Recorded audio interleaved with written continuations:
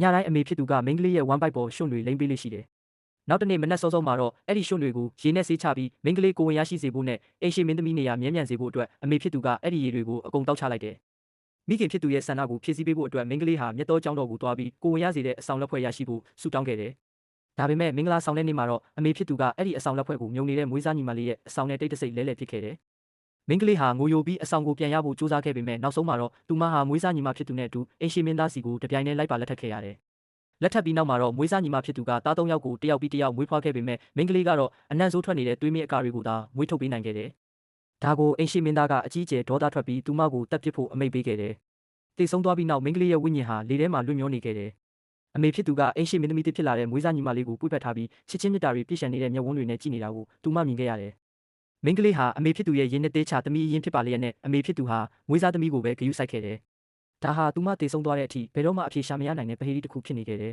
။သူမပြန်ပြီးမျက်လုံးပွင့်လာတဲ့အခါမှာတော့အမေဖြစ်သူကအဆောင်လက်ဖွဲ့ကိုလဲလှယ်ခဲ့တဲ့သူမရဲ့မင်္ဂလာဆောင်လေးကိုပြန်လည်ရောက်ရှိနေခဲ့တယ်။အဲ့ဒီအချိန်မှာပဲအိမ်ရှိမင်းသားကကိုယ်တိုင်ရောက်ရှိလာတယ်။ဒါပေမဲ့မိန်းကလေးရဲ့အကြည့်တွေကတော့မင်းသားရဲ့နောက်ွယ်မှာရှိနေတဲ့အေးဆက်ခတ်ထန်တဲ့မိန်းမဆိုးစီကိုပဲစိုက်ကြည့်နေမိတယ်။ဒီဘဝမှာတော့ကိုဝင်မရတဲ့၍